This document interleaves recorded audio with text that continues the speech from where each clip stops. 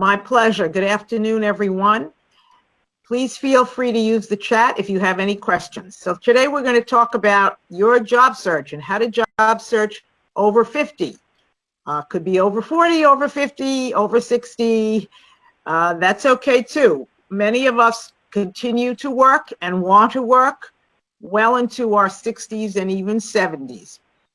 I am also a career coach for the Get 5 Outplacement Company, a leadership coach for positions, and I am a senior career consultant for the White Hawk Group.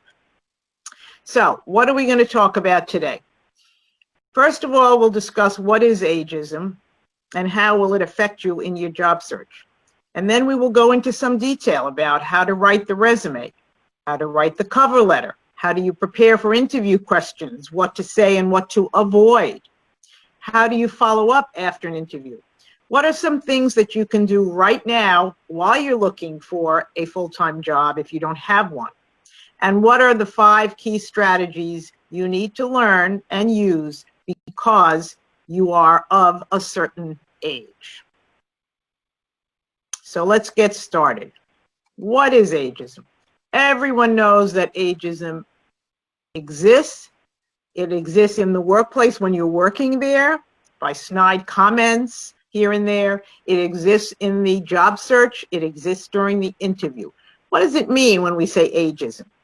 People are thinking, gee, you can't teach an old dog new tricks. Maybe this person has done the same thing the same way for 20 years and won't be able to be flexible enough. Maybe it means lack of tech savvy. This person's been around for a long time, but they don't know the latest applications and software. Maybe it means you're inflexible, set in your ways. And maybe it means, gee, you have a lot of experience. You may want too much money, and we don't want to pay so much money. We can get a younger person for a lot less money. So we're going to talk about these things and how you're going to deal with it in your job search. So the resume.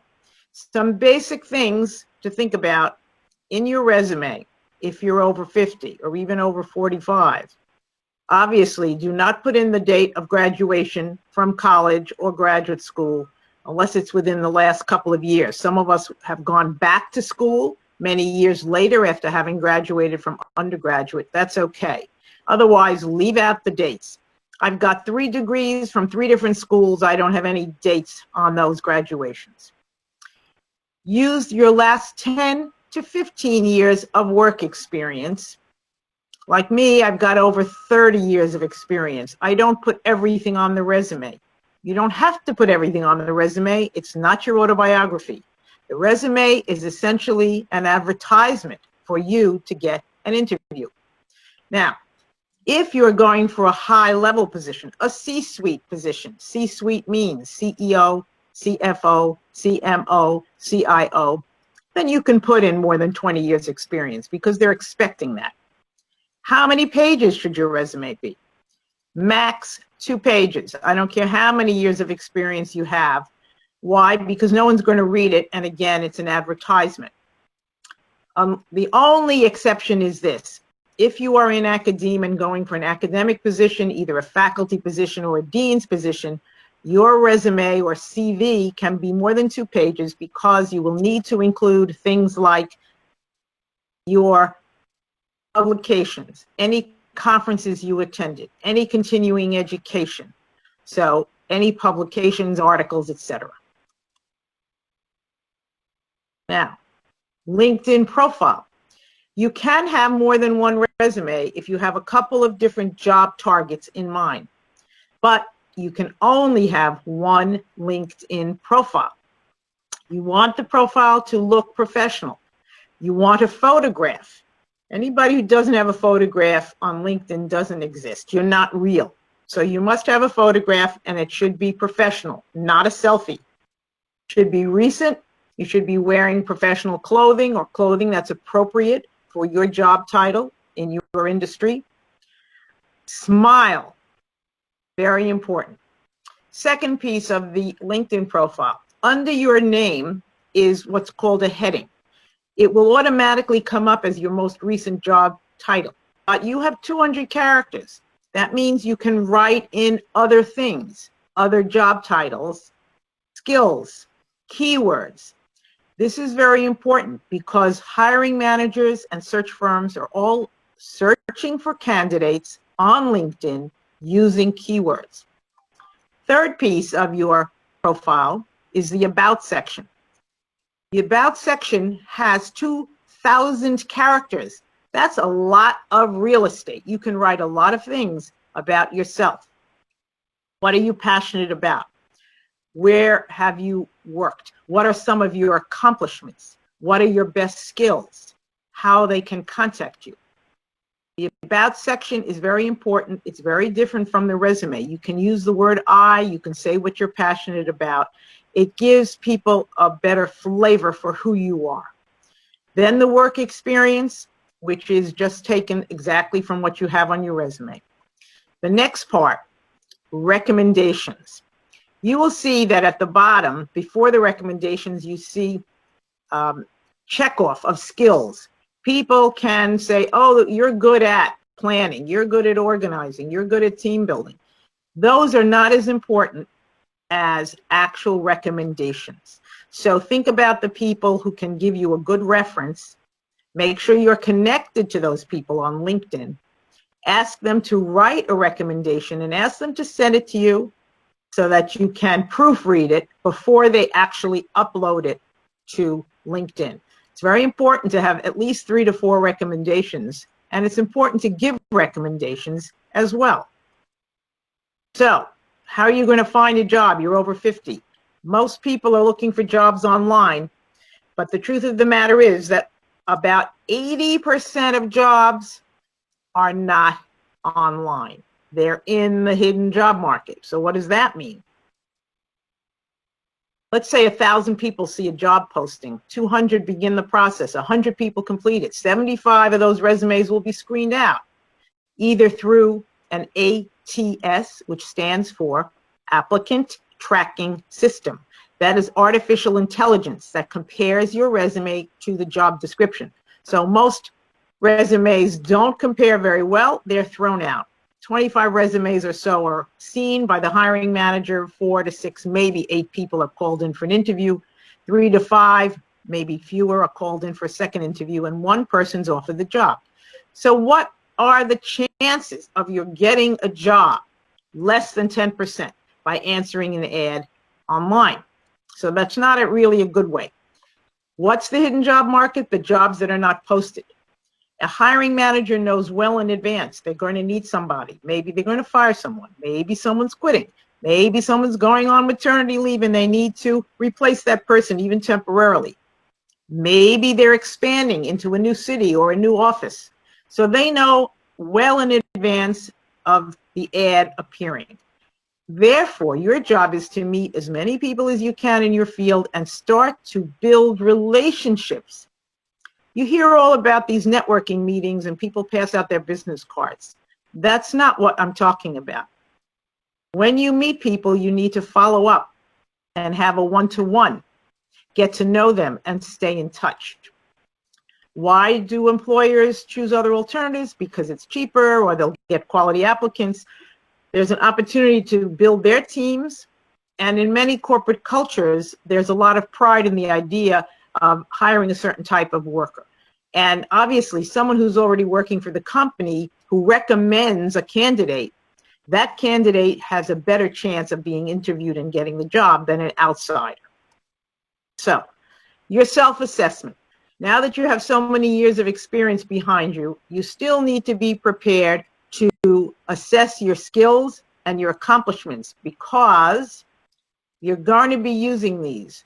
When I work with my clients, I do an assessment for everybody. What are your top accomplishments? What are the 7 best accomplishments? And then we have a checkoff list for each of those 7 accomplishments. What are your best skills? Okay, why do we spend so much time on accomplishments? Because in your whole job search, throughout your job search, you're going to be talking about the things that you are proud of, the results that you got on your job.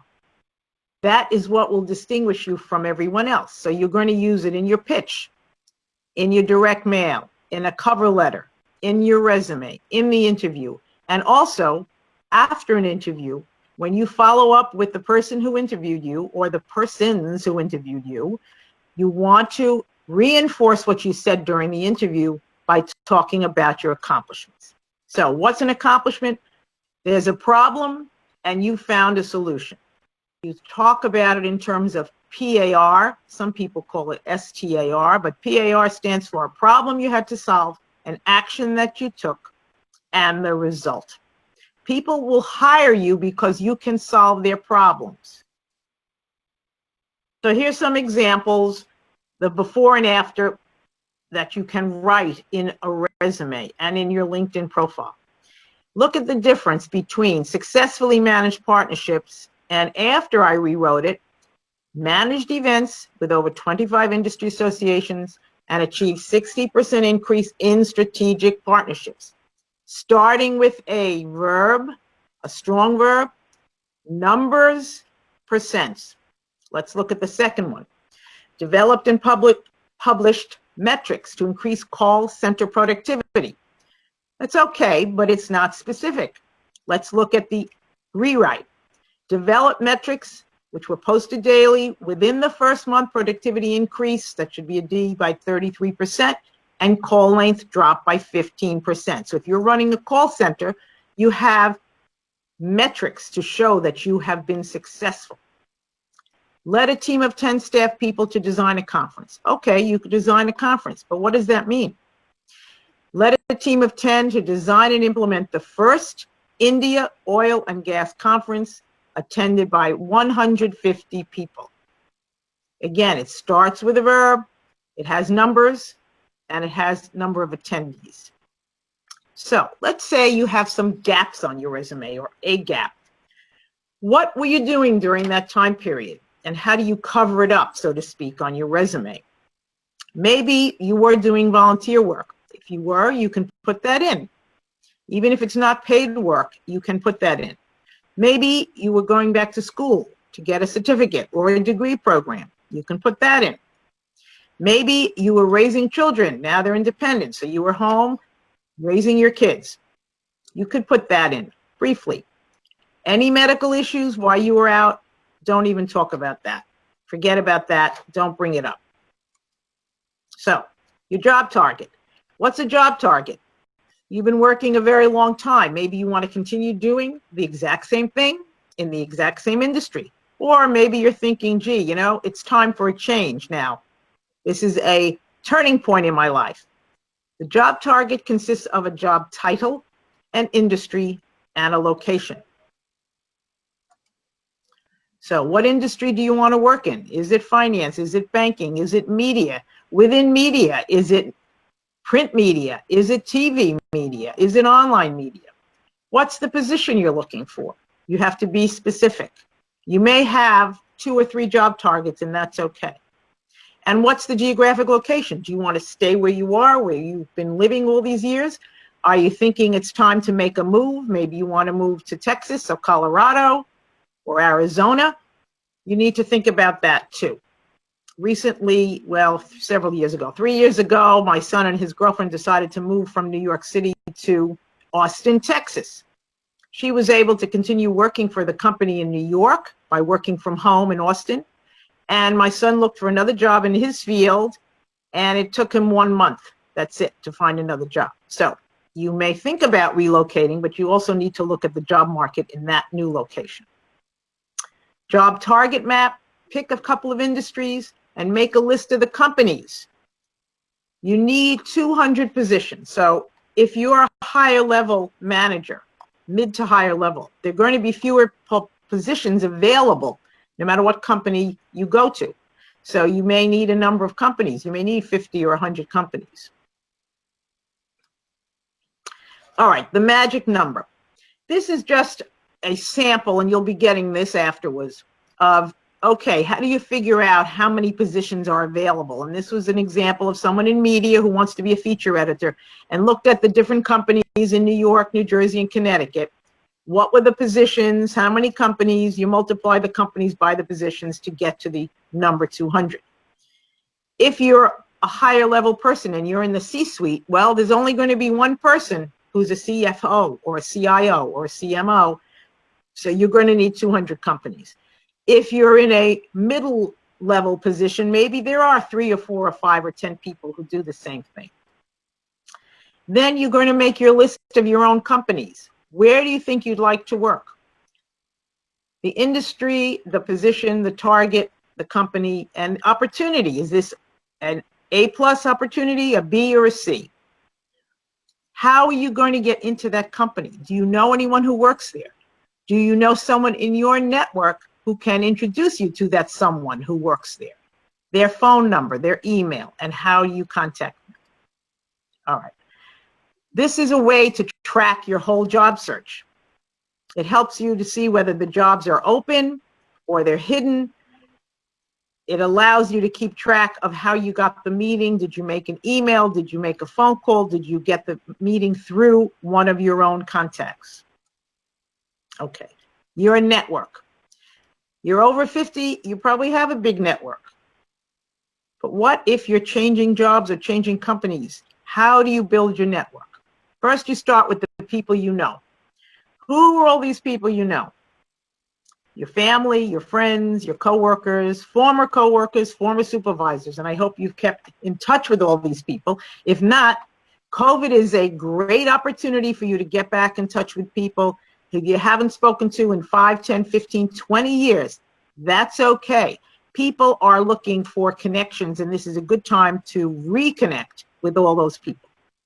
Also, the people in your network include your accountant who does your taxes, an attorney, your insurance broker, your hairdresser, your trainer, your dog walker. Just because someone is not in your field does not mean they don't know anybody else in your field. They may know people who are working at the companies that are on your target map. Basically, everyone you know is in your network. How are you going to expand your network? First, join a professional association. And if you don't belong to one for your field, you need to join one and get involved. An alumni association. You don't even have to join. You can find alumni from your college or your high school or your graduate school on LinkedIn. You go into LinkedIn, you do a search in the upper left-hand corner, put in the name of your school with the word school afterwards, click on it. And then on the page, you will find on the left-hand side, alumni. You go into alumni. You can filter by this area they live in. Is it in the New York area, the Washington, D.C. area, Florida? And then on the right-hand side, you can see the companies where those people work. And you can introduce yourself on LinkedIn and ask for a connection. And then you can follow through and try to get a phone call or a Zoom meeting to build a relationship. Clubs. Everybody is interested in something, whether it's a book club or a hiking club or a golf club or a pinochle club, a bridge club. Volunteering. Now, some of the volunteer work that we used to do is not available if you're not going in person, but still you meet people who are passionate about what you're passionate about. And then you find out what are their networks, or joining a civic or religious organization. So after you meet these people, you've got to follow up. Stay in touch with these people every 4 to 6 weeks. Anything more than that, they don't want to be bothered. But you do need to follow up with a little personal email saying, oh, how are you doing? I just read this article. I thought of you. Or I saw something on TV. Or I read it in the news. Stay in touch. Okay, you're going to get the meetings. You can get introduced to your primary contacts. Someone you know may introduce you to someone else. You send an email, you follow up with a phone call, and you try to get the meeting. So there's 2 kinds of emails you can send when you're writing to the person, but you're not going to call them. You say, I'm interested in your company. I've read about your innovations in X product or X service. I'd love to learn more about what you're doing. This is what I've done. I'd welcome the opportunity to discuss this. But you don't say you're going to call, because if you have a list of 100 companies, you can't call every company. Your A list of companies get a targeted email. Okay? You're writing to a specific person at a company. You want to learn about the company. You want to tell them about who you are, some accomplishments, and that you'd like to meet with them, and you're going to call them. So you can't call every company. This might be your top list of 10 to 20 companies that you're going to write an email that says you'll call, and then you have to call. And what do you say? You don't leave a message. You say, Mr. or Ms. So-and-so is expecting my call. When do you expect them back in the office? Because you may have to make a few calls, and you don't want it to look like you're stalking them. Okay, interviews. This is really important for people over 50 because you want to show your energy and your enthusiasm. So one of the things that you're going to do is during the course of the interview, if you can, is to mention something about your energy and your enthusiasm. I take a 2-mile walk every day at lunch, or I belong to a gym, or I take yoga twice a week. Somehow put it into the conversation that you are physically fit, that you have energy, because that's one of the negativities that show up for people who are of a certain age. Now, what about technology? Are you up on the latest technology? Of course, you need to know Microsoft Office Suite, Microsoft Word, PowerPoint, Excel, spreadsheets. This is a good time, if you're not working, to update your skills in technology. There are free courses available online. There are free things from the public library. So if you feel you're a little rusty or you're uncomfortable with technology, this is a good time to learn a new skill or update your current skill. The other thing that they're trying to find out is, you're of a certain age. How comfortable are you working with millennials, Generation X, Generation Y, Generation Z? There are people in the workplace who are in their 20s and 30s, probably the age of some of your children. So part of the recognition of ageism is you need to show that you are flexible. Yes, I have worked with people in their 20s and 30s. Oh, on my last job, I worked with so-and-so. You need to be able to show that you are willing and able to work with people in different generations. And then at some point in the interview, you need to say, I really want this job and I would love to work for your company. When interviewers are looking at different candidates, most of whom, let's say, are pretty similar in their experience, their qualifications, they want to know that you want to work for them. And you have to make that clear during the interview. I want this job. I would really love to work for your company. So if you have a meeting that's not actually an interview for a job, this is a meeting with someone you met through one of your networks and you just want to get some advice about your career, you say, thanks for taking the time out of your schedule. You give them your pitch. You say, I'm researching your company. I'd like to learn more about your company. What are some challenges that you're facing? Tell me about your career path. And then you tell them about your accomplishments. Now, some things not to say during the interview. When asked, well, what's your greatest strength? Or your weakness, your weakness, some people will say, oh, I'm a workaholic. First of all, it's trite. And nobody wants to hear that because everybody would like to have a work-life balance. So don't say you're a workaholic. They want to know that you are a fully balanced person. You've got other things besides work. Don't ever say you did not get along with your previous boss. Don't say anything negative about your previous company because that raises a red flag. They may say, well, when this person leaves us, what are they going to say about us? What are they going to say about their boss at this company? And don't ever say you were terminated for poor performance. What can you say instead? There was a reorganization. There was a re-engineering. They were looking for a different set of skills. And during the interview, especially at the very beginning, you may go through 2 or 3 interviews, but don't ask about vacations or can I telecommute or I have to leave early to watch my grandchild. Don't talk about any of those things. There's plenty of time later. Once you've been offered a position, you can find out more about that. So when you have a meeting with someone at the end, what you want to do is you want to share that job target map we talked about earlier, that list of companies, and see if they know anybody they can introduce you to who works at a company.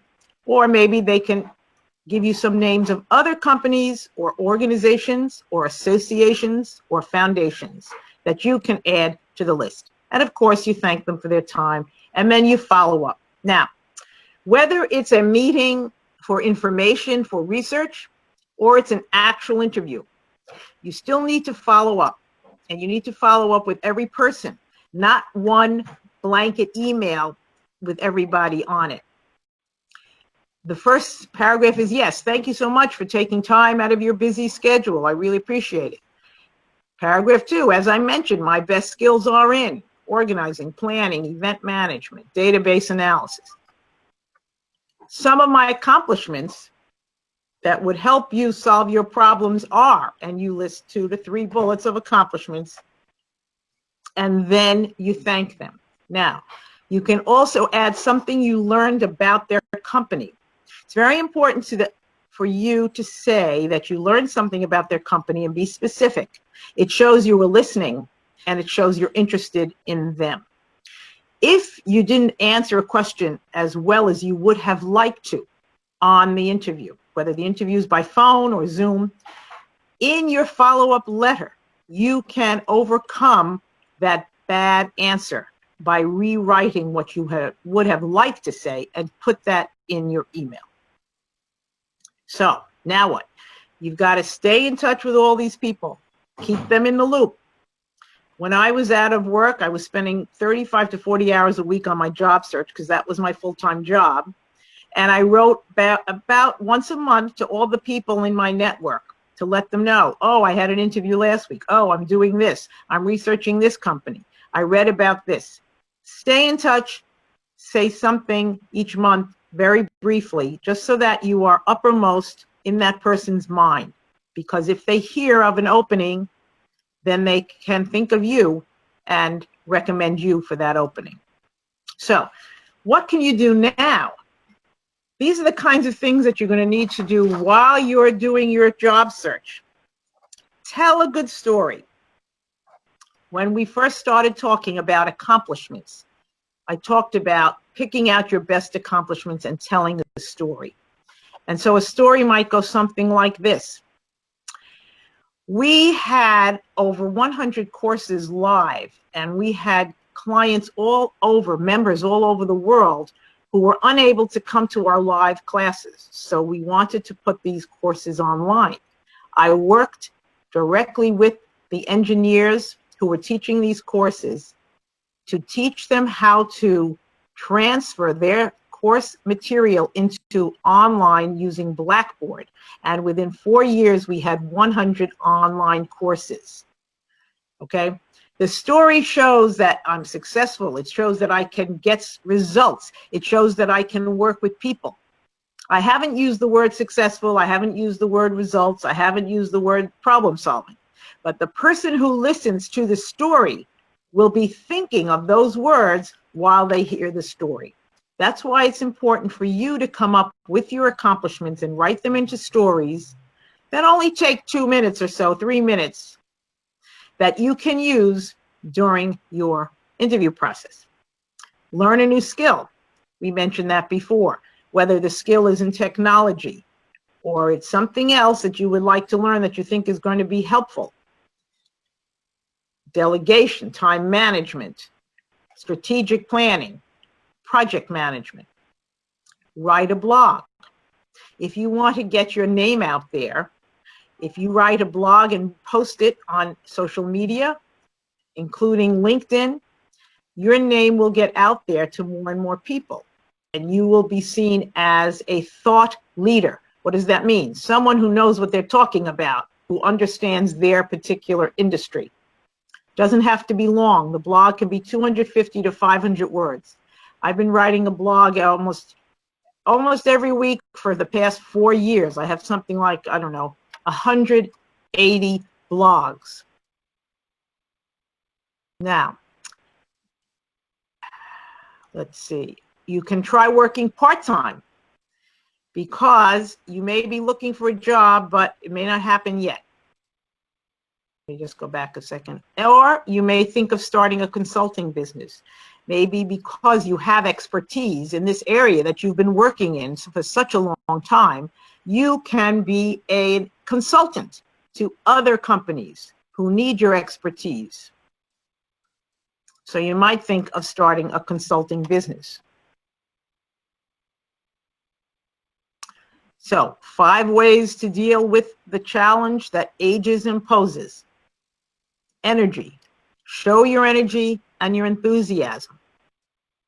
Technical expertise. Make sure you are comfortable with, familiar with technology, including things like Fuse and Zoom and LinkedIn. And there's a whole host of other technologies. Some are customer relationship management systems. Some are database systems. Salary. Be familiar with the salary range for your position in the city that you're looking for. The same job title in New York pays something different in Florida, pays something different in Austin, Texas. So you can go online to places like vault.com, salary.com, Glassdoor to find the range of salary for your position. That will also help you when you get an offer so that you can negotiate your salary. Passion. You need to show passion for what you do. You cannot be ho-hum. You need to be excited. You need to show passion. You need to smile. Even if you're on the phone, it can come through with your voice. And certainly if you're on Zoom, it shows in your facial expressions and the energy. And remember what not to do, things not to say during the interview and what not to do. So that's what I have, and I'm looking forward to your questions. So Maggie, let me know if there are questions. Okay, great. Thank you, Amy. I see that we had some questions come in during the presentation, and I will remind everyone you can send your question over chat or you can email info@savvyladies.org. And Amy, the first question that we have for you is asking if you're applying to government jobs or an agency, should you list all your positions? It depends what they're asking for. If there's an application online and they want you to list everything, you can go ahead. But honestly, you still only need to list the last 10 years to 15 years. How does it help you to list more? If they're not looking for someone with 25 years of experience, it doesn't help for you to list your 25 years. Because government particularly, they want to start at the bottom of the ladder. So it doesn't help for you to put in all the positions. Mm-hmm. Okay, thank you. Next question is, I believe this question came in when you were talking about identifying your network. And so this question is asking if you should offer a Zoom meeting as well as a phone call or in-person meeting. Absolutely. Absolutely. COVID, I wouldn't suggest any live meetings. You're going to meet someone who doesn't know you and you don't know them. I mean, have they been tested? I mean, at this stage of the game, I would say by phone or by Zoom or Fuse or FaceTime or Skype, something that you're comfortable with. Absolutely. Mm-hmm. Okay. This question is saying, I've been home with kids for 22 years. Does the 10 to 15 year rule on work experience still apply? That's a great question. And for people who have been home with their children, you need to think about the kinds of things you have been doing that are actual skills. Maybe you're in charge of the family budget, spending and saving money. Maybe you've worked for the local PTA in your kid's school. Maybe you've organized some events. You need to really think through, well, what have you been doing for 22 years in addition to raising your children? What are the kinds of skills that you can point to that are marketable? And so when I work with my clients like yourself who have been home, that's what we look at. We look at all the things that you've been doing and how we can translate those skills into jobs. Mm-hmm. Okay, thanks. This question is asking if volunteering and part-time work should be specific to the job that you're looking for. Well, yes and no. If you can find volunteer work that's specific to the job, that's terrific. I've worked in not-for-profits, in associations, and so when I was out of work, I was able to do volunteer work for the Taproot Foundation, which is another not-for-profit that provides free consultations for other nonprofits. So I was on 3 different projects, and I put those into my resume because they were directly relevant to the work I wanted to do in an association. One project dealt with recruiting board members, one project dealt with writing a strategic plan, and then there was a third project which I've forgotten because it was a few years ago. So yeah, it's great if you can find volunteer work that's related. But if you can't, that's okay. You want to feel something that you're doing, even if it's not related. Volunteering is good because it fills a gap, it gives you another skill, and you get to network with people, and the person who's in charge of the volunteers can serve as a reference for you if you do a good job as a volunteer. Mm-hmm. Okay, great tips. Thanks, Amy. Next question saying, I've been with the same company for 30 years, yet have changed roles every 4 to 5 years. For example, technical, marketing, commercial, business development. Will this be an impediment, the same company, but different roles? Not at all. Of course, it depends on what job you're going for now, but as long as you put on your resume, you put the name of the company and the number of years, and then under that, you're going to list separately each of the jobs you had. For example, when I was at ASME, the first job I had was Director of Continuing Education. That was 4 years. The second job I had was the Director of Strategic Initiatives. That was 4 years. And then the third job was Director of Volunteer Leadership Development. That was 2 years. So it's good to put all your job titles with the years next to them.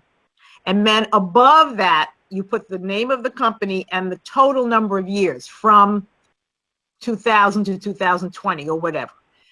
It won't hold you against you. What you want to do on your resume, though, is as you apply for jobs, you want to tailor your resume to that job. So if there are some things you've done that are more relevant, then you just take out some of the stuff that's irrelevant. Okay, you don't have to put everything in the resume. You just put in the relevant information that relates to the job you're going for. Mm-hmm. Okay.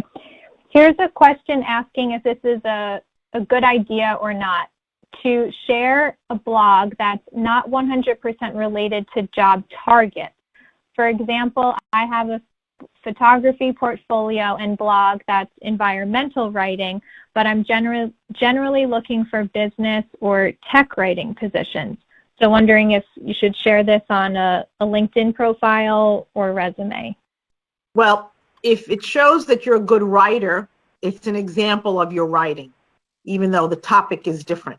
Generally, writers do research. Okay, they may be, in one field for a certain number of years, but generally writers have to do some research. So if you think the writing is really good, try it, attach it. Or you don't have to attach it, and then if they ask for a sample of your writing after you go through an interview process and they're looking for samples, then you can send them the link privately. So think that through. If you don't want the whole world to see that link, then just wait until you're asked for a sample of your writing. Mm-hmm. Okay. Next question is asking, how do you advise making a transition to a new place when the core of your identity is changing, for example, senior executive to a lower level role? That's a great question, because when we reach a certain age, we still want to work, and often we can't or don't want to have that higher level position. So this is what you're going to have to do. In the process of your interviewing, they're going to ask you, well, you were, a manager, so why do you want this job?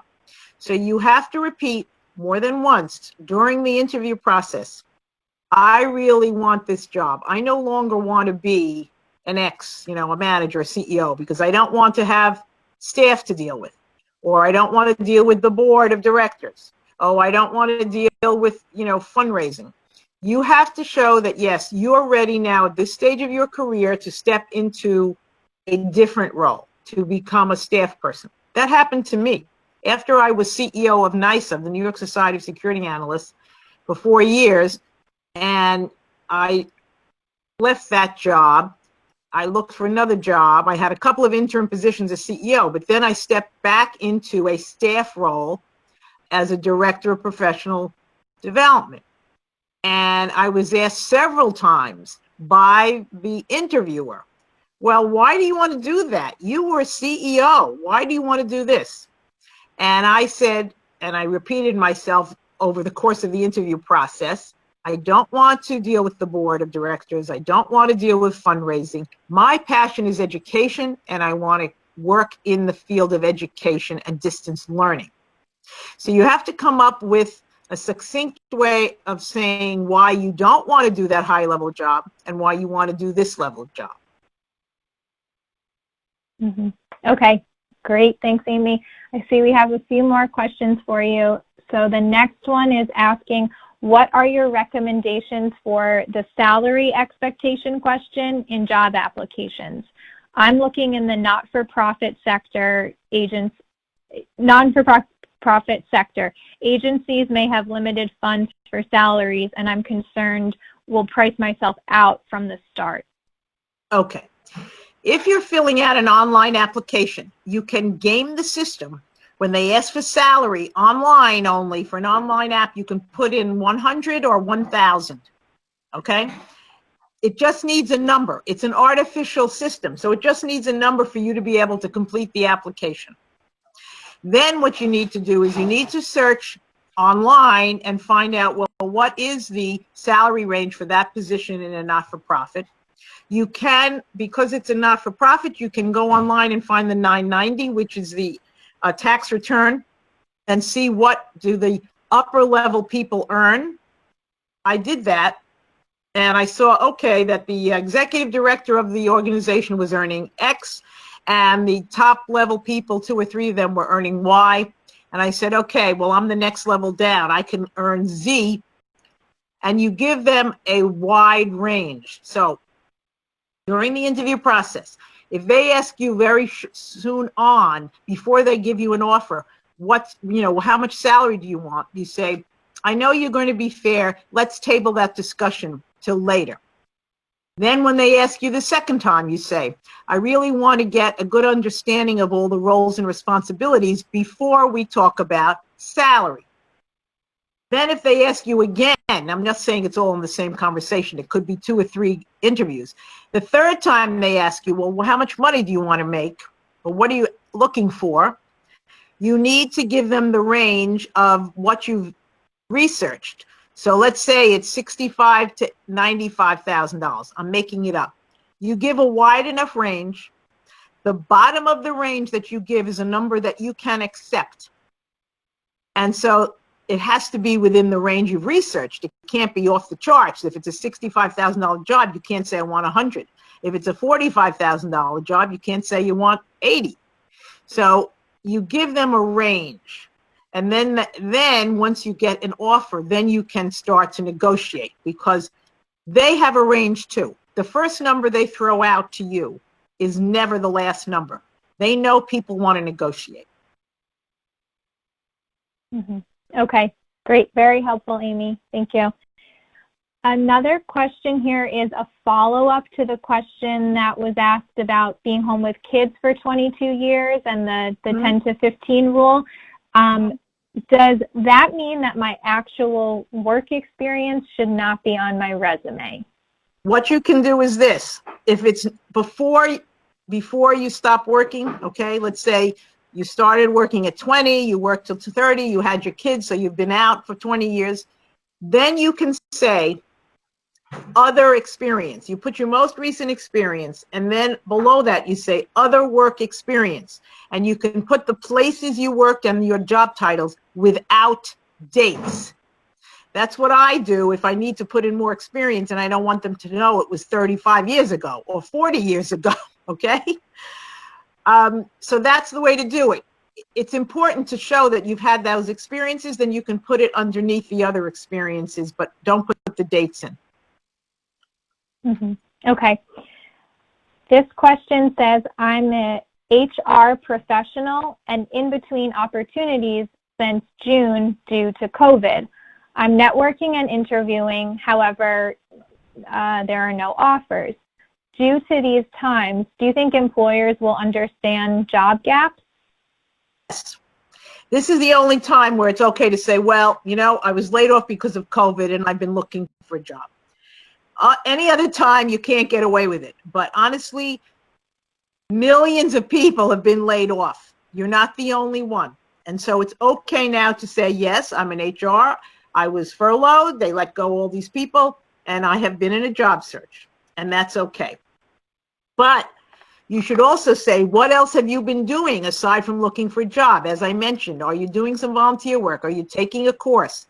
You know, just sign up for something that's free online, just so that you can say truthfully during a meeting or in an interview, yes, I'm taking a course in such and such to improve my skills. Okay? Okay. This question is wondering, when you're told you're too experienced, is it code for your age or a desire to not pay you too high a level? Both. You're overqualified. How many times have you heard that? You're overqualified. It means you're too old and we don't want to pay you as much. That's why you have to tell them you're very interested in this job. You know you've had higher level positions, but at this stage, you're here. And then you talk about salary, and you say, salary will not be an issue. Okay? You need to say that. Don't start negotiating salary until they're ready to negotiate or until you get an offer. But you say, I really want this job at this stage in my career. I know I can be a great project manager for you. Salary will not be an issue. Okay. Another question, wondering if there are any specific AI screening tools that you recommend, like for keyword matching and words which are red flags to watch. Yeah, there are a few of them. I can't think of the names offhand, but you can just Google it. There are a few free ones that you can use. I have one that I use with my clients. That's not a free one. But there are some freebies that you can use and match your resume to the job description. And what it helps you with is, okay, now I need to add some keywords to my resume. Okay. Another question is asking if you have some recommendations for how to ask a former supervisor to be a reference for someone. If you left on good terms, but you haven't spoken with them for a while, do you have some tips for reaching out? Good question. Yes. First of all, reach out on LinkedIn. See if your former supervisor is on LinkedIn and ask to connect. Okay? Say, I know we haven't spoken to each other in a while. I'd love to connect to you on LinkedIn. Boom. See if the person says, yes, they're willing to connect. Then you write another email saying, I'd love to learn more about what you're up to now, what you've been doing with your career. Do you have time for a chat? Let's say they say yes. Then you say, great. You set up the chat. And then you say, I'm in transition. I would love for you to write a reference, serve as a reference for me, or write a recommendation for me. So you don't ask for it in the first message. It takes 3 messages. Then by the 3rd message, you can ask them for something. Okay, great. And last question, Amy, asking about LinkedIn and if it's different from a resume, including years for graduation or employment history. Is there a way that you should be hiding anything on LinkedIn. Okay. As far as I know, you cannot hide the dates on LinkedIn because they do ask for dates. There should be consistency in the names of the companies, your job titles, and your accomplishments between what you write on your resume and what you say on LinkedIn, because people who are interviewing you will compare your resume to LinkedIn. Now, I still haven't found a way not to put in my graduation dates from LinkedIn. If you can figure that out, let me know. I'm pretty sure they really ask for it, but if you can just not fill it out and just put in your college and your major, then that's better. Okay, great. Thanks, Amy. If anyone has any follow-up questions, Amy's contact information is here. You can reach out to Savvy Ladies, or Amy, would it be okay for someone Sure. to contact you? And I see you also are offering a 15-minute consultation. Is that correct? That's correct. So for those of you who want to chat with me briefly, I offer a 15-minute free consult. And if you want to be on my email list to get my weekly blog for job seekers and to get access to other webinars that I do that are also free, doing one next week that's free, please send me your email to geffena108@gmail.com, and I'm happy to add you to my email list. And thank you very much, Maggie and Savvy Ladies, for the opportunity today.